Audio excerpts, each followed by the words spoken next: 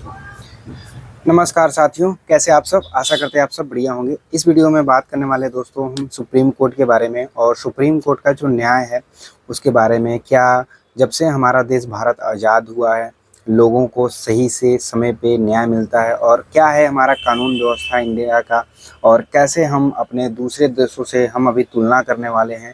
और आपको कमेंट में बस बताना है कि क्या जो चीज़ें मैं बोल रहा हूँ क्या होना चाहिए या नहीं होना चाहिए। आप क्या देखते हो इंडिया के बारे में और इंडिया के अदर जो कंट्रीज़ हमारे जो अच्छी कंट्री है, अगर एक तरह से बात किया जाए पॉजिटिव माइंडसेट के साथ। जैसे कि मैं डेली इस समय वीडियोस देखता हूँ दुबई का, जहाँ पे टैक्स फ्री चीज़ें होता है, वहाँ पे जो कानून है थोड़ा स्ट्रिक्ट है। देखो हर जगह कुछ न कुछ कमी होती है, उस चीज़ को हम साइड में पहले कर लेते हैं। हमारे इंडिया में भी बहुत अच्छी चीज़ें हैं, और उसी तरह बाकी कंट्रीज़ की जब हम तुलना भी करने जा रहे हैं तो हमारे बहुत सारे कंट्रीज़ में भी बहुत सारी कमियाँ होंगी। बट जो इंडिया में कमी है और दूसरे देशों में वो कमी नहीं है, उस चीज़ से हम उसको मैचिंग करने वाले हैं। जैसे मैं दुबई का देखता हूँ, वहाँ पे कानून स्ट्रिक्ट है और चीज़ें वहाँ पे बहुत ज़्यादा फाइन करना, चीज़ें ज़्यादा स्मूथली कानून कह सकते हैं वहाँ पे चलाया जाता है चीज़ों को करके।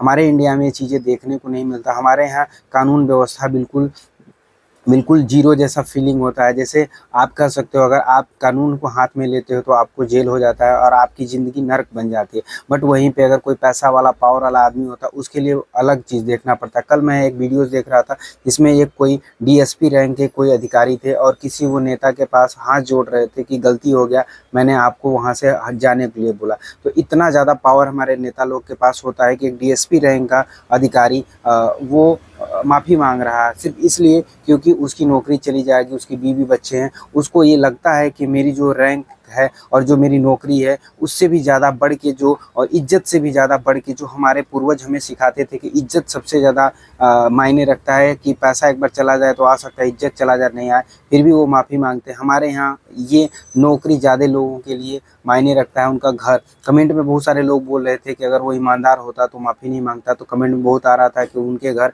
क्या खर्चा आप चलाओगे, क्या उनका खर्चा आप दोगे, उनके बीवी बच्चों क्या आप पालोगे। तो कमेंट में पॉजिटिव नेगेटिव दोनों टाइप के कमेंटर्स थे।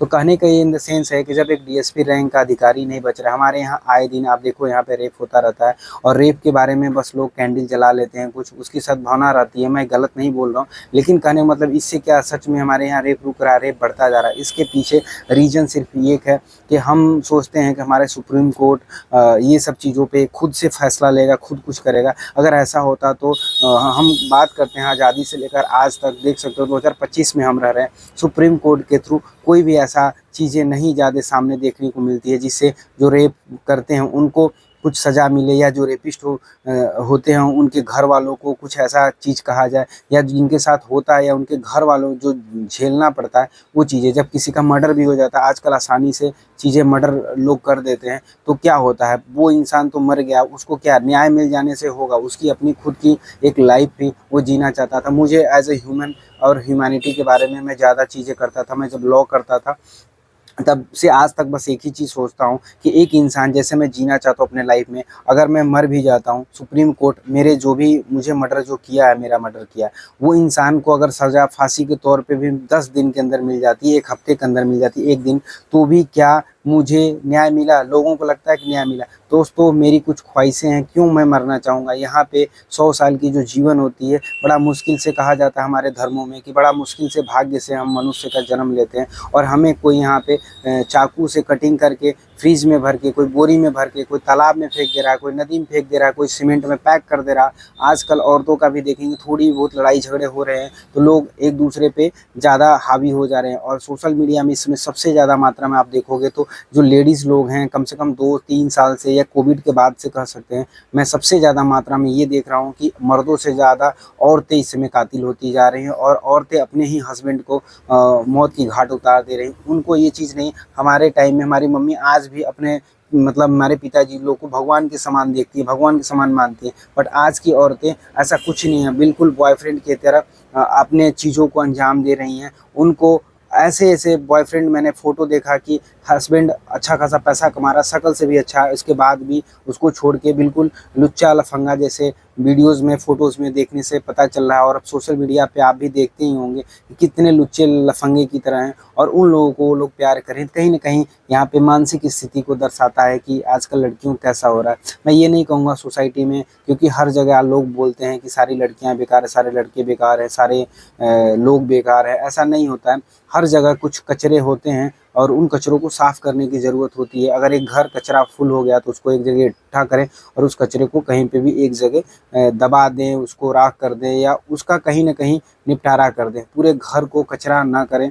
उसी तरह से हमारे सोसाइटी में और हमारे इंडिया में कुछ कचरे हो गए हैं, उनको साफ़ करने की ज़रूरत है।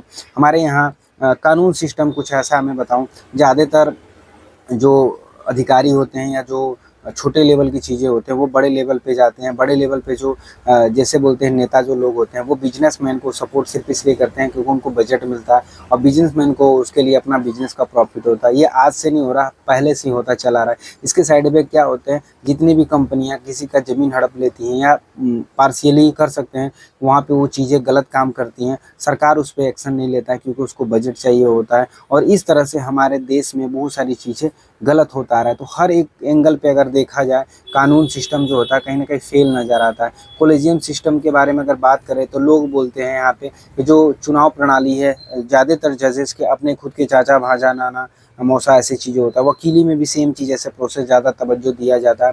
ये सारी चीज़ें मैं जो बता रहा हूँ एज़ अ प्रैक्टिकल मैंने फ़ील किया, मैंने देखा, मैंने यूट्यूब पे कमेंट्स में पढ़ा।